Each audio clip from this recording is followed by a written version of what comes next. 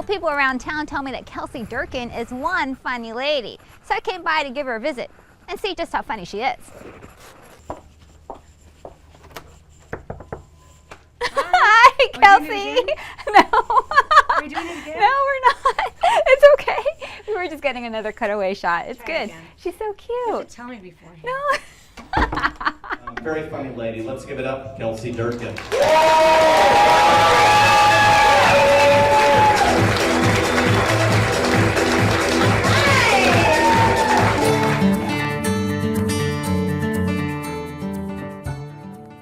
So at what point did you think that you were actually funny? So I think I knew I was funny with my friends, but I never really, I was busy with other things. I was always an athlete. And then it was really when I moved to New York that I started to think about what I wanted to do. And little by little, I wanted to write, or I wanted to get on stage or do improv. And so that's probably when it started. Kelsey recently graduated from the University of North Carolina when she made her big move to the Big Apple. So I started taking improv classes, I started writing, I started doing some comedy group stuff, you know, just like everybody does out of college in New York. 5 girls in a 2-bedroom, 1-bath apartment. We ended up staying there over a year. I slept on a blow-up mattress. It was the smallest place you've ever seen, but it was more fun than anything I've ever done.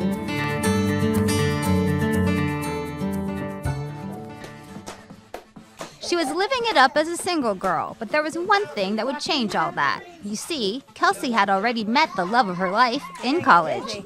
When we were dating, there was candles, there was wine, there was ambiance, there was romance.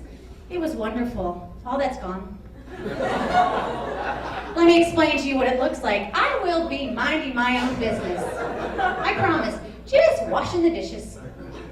And all of a sudden, I will hear from across the room, "Hey!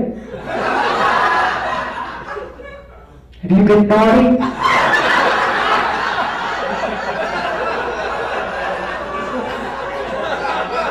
It's just like the film The Notebook. Just kidding, it's not even close. I remember the first night I met her. We were at this club. All these football players came over to hang out with like the girls on the swim team. And we just beaten Stanford pretty bad.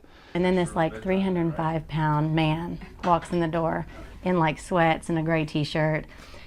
And he just kind of sits down on the beanbag. It was like seeing an angel. And I was wearing a cutting-edge outfit, like a white V-neck and like khaki and Taylor shorts and Birkenstocks, because you know that's how we do it. I remember the next day, I said to my friends, because a few of them knew her roommates, I said, "Take me back, because I want to see her again." And I think we've been together ever since that moment. And I love him. He is an amazing man. I want to kill him. A lot of the time. I would say majority of the time, but he's a really good person, and he has a good heart. So Kelsey and Nate did what most people do when they fall in love. They got married. I do want to tell you guys, my husband has a lot of really amazing, wonderful qualities, none of which I'm going to touch on tonight. So let's move on. He got drafted to the Giants. So I went up to visit him a couple times. I loved it. And so we didn't really know how football worked. And we were like, oh, we'll be in New York. So I ended up moving up there kind of because I thought he might be there. He ended up getting traded very soon after. I stayed in New York. He played in the league for the next 6 or 7 years.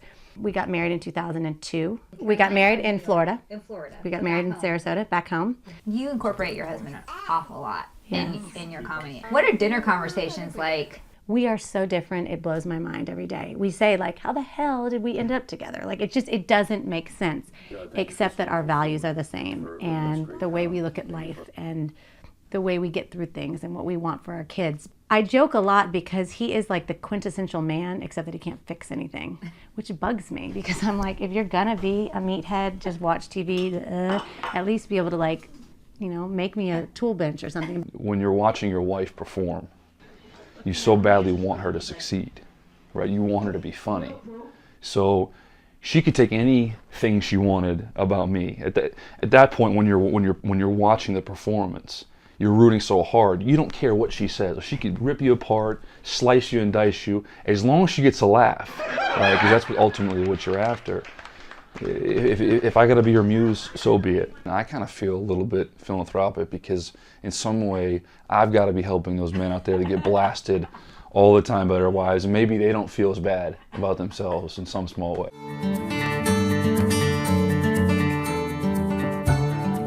But what do you do when your husband decides that he doesn't want to play pro football anymore? That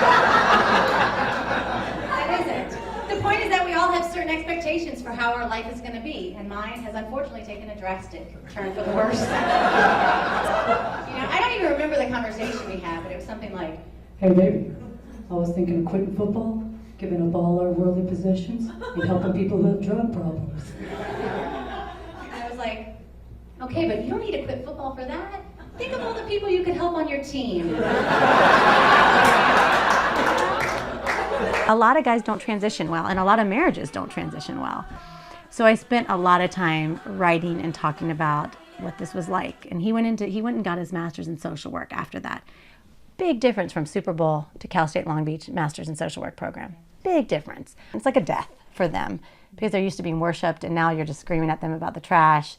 They all of a sudden realize that people only get 2 weeks vacation. They're like, are you kidding me? You're like, yes, welcome to the real world. This is what we've all been doing.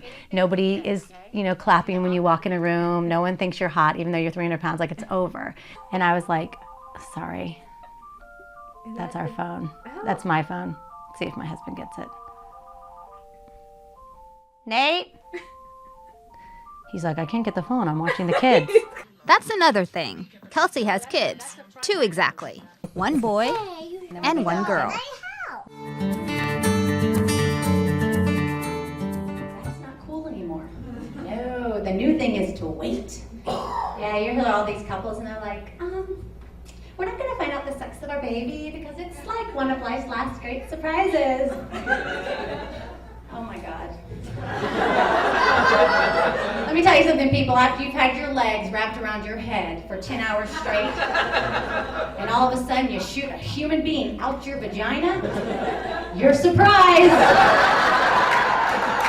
The whole motherhood thing kind of threw me for a loop. I wasn't depressed. I was angry. I was like, what have we done? And I loved the kids so much, but I kind of started to say like, how's this happen? And how are all these other people doing it? And I'm so overwhelmed. And so that's when I started to write. So after I'd written about it for a while, I thought, a lot of people said, why don't you just go try getting on stage? And so I ended up taking some classes and taking at the Groundlings. And before you know it, I was just starting to book shows and, get out at night and do stuff. The stand-up comedy in LA is hard because when you have kids, because if you have a day job and then you take care of the kids and then to get out and go to a bar to go on at 11 at sunset, at whatever club you're at where there's 7 people in the audience. And that's why Kelsey calls El Segundo home sweet home. El Segundo is conveniently located inside Terminal B of LAX. It's so convenient. My friends will call and they'll be like, hey, Kels, our flight gets in at 10. Can you pick us up? I'm like, just jump. You'll be fine. Eventually we found a place by the Comedy and Magic Club. Okay. And I used to go there and walk by it and be like, oh, what would it take to get here? We rented there, and then when we got pregnant, we moved here to El Segundo. The truth is, my husband kept saying, there's this great town, you just got to spend some time in. And all I could think about was the oil refinery and the water treatment plant and LAX, and I was like, I'm not living there. Well, we came to a party one day, and we were like, this is the South. This is community. This is where people know each other and talk, and this is where you take your kids to a school and you walk there and there's a main street, and this is a place you can get a house with a yard. That's just it.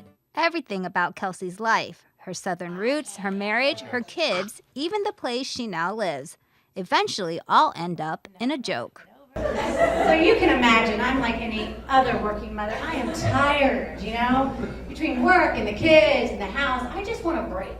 I just want to get away, just have a moment to myself, And when I get that time, when I get that moment just to do what I want to do, I do what all us ladies get when we have that time to ourselves. I go to Target. I love that place. I really love it. It doesn't matter where I am in the country, what road I'm driving down. As soon as I see that big red bullseye, Mama knows everything's gonna be all right.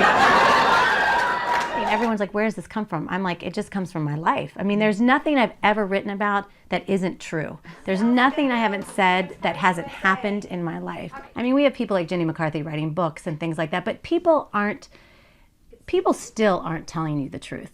And people still aren't saying how much they want to kill their spouse even though they love them, and how much they love their kids but they really can't stand them. People are talking about it, but not that much. The reaction was great. People really are interested in the transition from football out. I started talking, that was a lot of what I did when I first started 7 years ago, like that kind of, those jokes.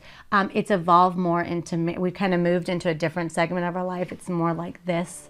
The marriage, the kids, the whoa, you wake up and you're like, is this it? Oh, it is it. Oh, I should be grateful. Why do I want to kill myself? Like, you know, it's kind of that balance, and that's where it's gone. But it's always been applied to where I am, you know, in my life. I just hope she enjoys, you know, her career. I mean, I think she's done a lot already. I mean, you know, when she first got started, I said to her, Kelsey, you are a comedian. Because she would be talking about, well, when I get this or when I do that. And you're a comedian right now, like right now. You make people laugh right now, you know.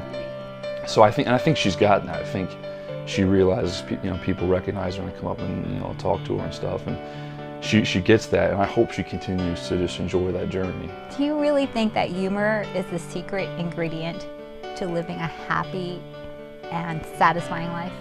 I can't think of anything else I can't think of anything else I like to do than laugh with my friends, with my husband, with my family.